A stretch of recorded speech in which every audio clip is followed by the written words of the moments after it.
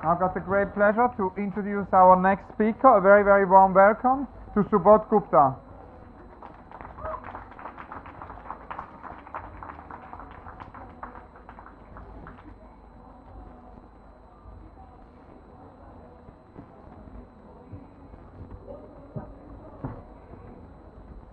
Hi, Hans. Great to see you. How are you? Same here.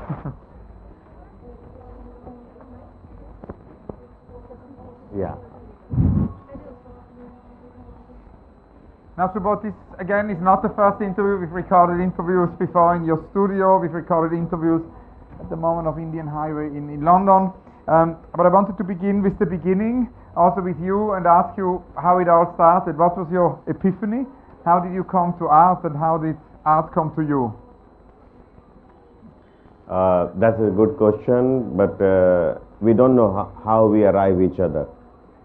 Because honestly, it's like playing game and you reach to the goal.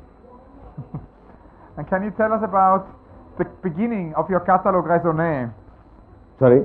The beginning of your catalogue raisonné, the catalogue of your works. Where is the first work you consider no more student work, but the first work you consider a valid work, which you exhibited?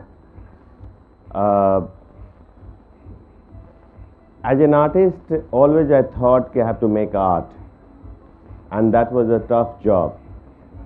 I could not understand what is art myself, as even in art school, and even I left the art school and came to the art world. Even I don't know that time what is art and what you supposed to make art. But this exercise over the periods bring me to definitely some conclusion, and I believe 1996 I made the art called 29 Mornings, and it's related to my hometown and a story and my childhood story and myself, where I used to live and work, and that's I do find is significant, something about I did believe it, something I did. And where were the first kind of encounters with art? What was the first museum you visited? Museum? What was your first museum visit? It's in Patna. It's called Patna Art Museum. Patna Museum, yeah. It's next to my art college and where I study, and that was my first museum where I visited. And not to see the museum, but to hang around in the museum. And you started as a painter, but then also ventured into all kinds of other works with moving image, performance, sculpture, installation. And we discussed earlier epiphanies, and one of the things I was curious, I asked you before, but I thought it would be great to revisit that question, is how the stainless steel epiphany occurred. I mean, Benoit Mandelbrot described the moment he had the idea for the fractals. Do you remember the day when you invented the first stainless steel work? It's like exercise, and while I was trying to make art as exercise, honestly I don't know what is art myself, and try to discover that. I thought I'm from theater person, and I like to perform in many ways, so I like to use many mediums, many things, and I don't bother for me what I use, what I not use, as long as able to have a dialogue with the people. And at the same time, stainless steel utensils always strikes me because it was the shining material. But with the same time, with the shining utensils, who that time 10 years ago 80% Indian population of this country use day-to-day life that utensils, and emptiness of that shining material as well I was counting too, not just to shining as utensils, also the emptiness of the utensils where we call no food, and both together is where I was coming from and what is the shining for me is work for me, and that's how I conceived that stainless steel utensils. Now, one thing I was very curious is in terms of exhibitions, because obviously throughout the 20th century, more and more, the exhibition has become a medium, and Duchamp said we only, and that's actually Richard Hamilton's interpretation of Duchamp, we only remember exhibitions which also invent a new display feature. How is it for you, the exhibition as a medium? Do you use the exhibition as a medium, or do you do works for exhibitions which then get displayed? I like the today hands, honestly. I like to have events, and it's really make me interest to make something, no doubt about it. So if I make art and I'm able to exhibit that, that's fulfill me. And honestly, like yes, I make art to exhibit art, and I should be honest with that. If it solves that answer?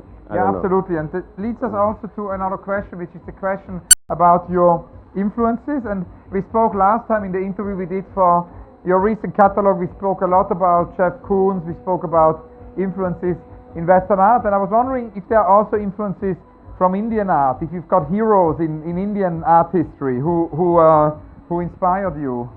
Honestly, actually, when I look at the Indian history and everything, but where I'm coming from is more important, because the reality.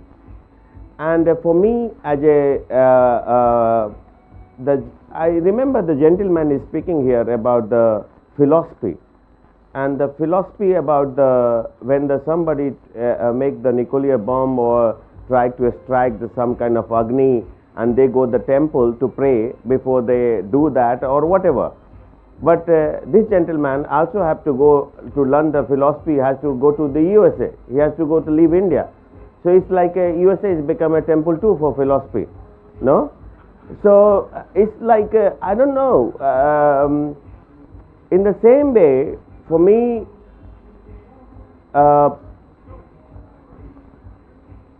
reality is art for me.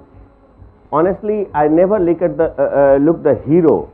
I always look the front of me, the picture of my window, and that is art for me. So, would you see a boundary between art and life? I mean, there has been a lot. I kept thinking tonight about Robert Filiou because of this wedding here next door, because Robert Filiou always said, "Vive le mariage." And anyway, it's a bit a far-fetched comparison, but because of Robert Filiou, I was thinking of, you know, Fluxus and about the whole idea of blurring of art and life. And obviously also Alan Capro, he wrote an entire book about blurring of art of life. Is there a blur for you, or? I didn't get it, Hans. So you have to repeat me again, I'm sorry. Yeah, the difference between art and life. Would you agree with Robert Filiou and also with Alan Capro that there is not really a difference between art and life, that it goes into each other, that there is a blur? I think it's very close to each other. Yeah. Without life there is no art, and without art there is no life.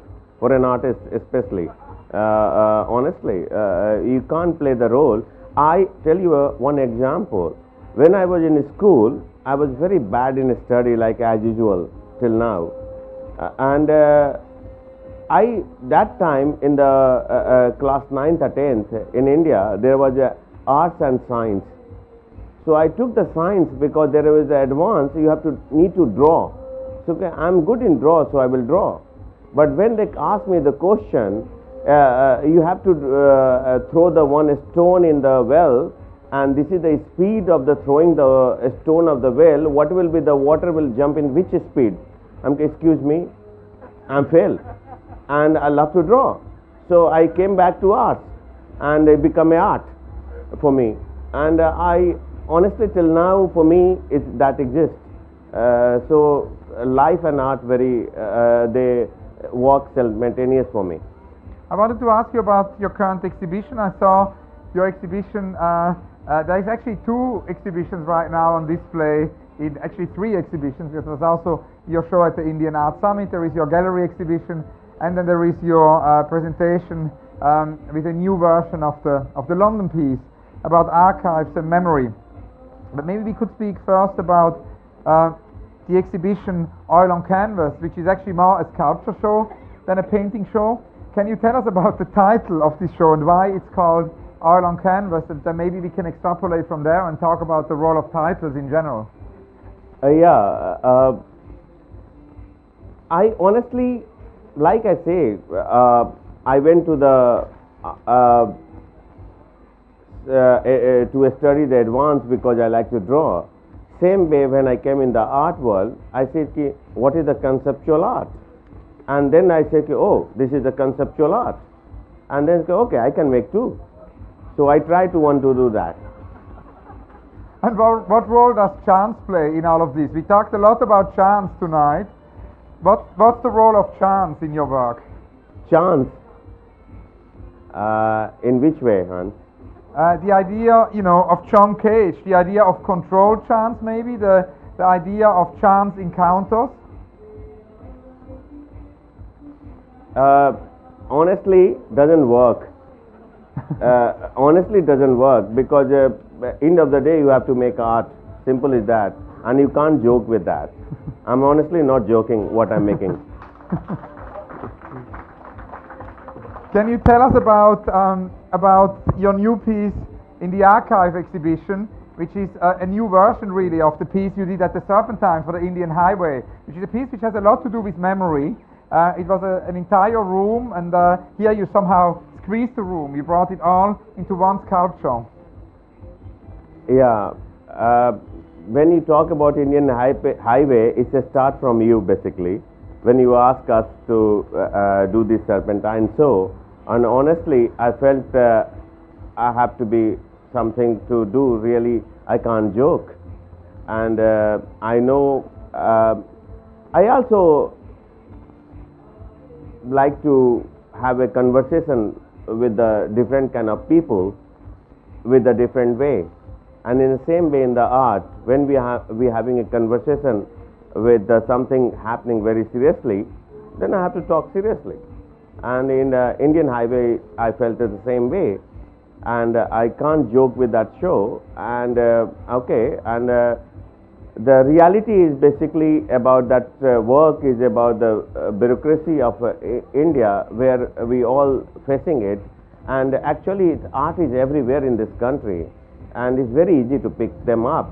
And I'm fortunate to do that, and it's very easy for me to make art, honestly, in the various way. So I like to speak the language of the show, same time the people. One very last question, Subodh. It's a Rainer Maria Rilke question. What would be your advice to a young art student, to a young artist? Don't listen to anybody, be yourself. Thank you so much. Thank you very much. Thank you, Hans. Lovely. Thanks a lot. Thank you all very, very much.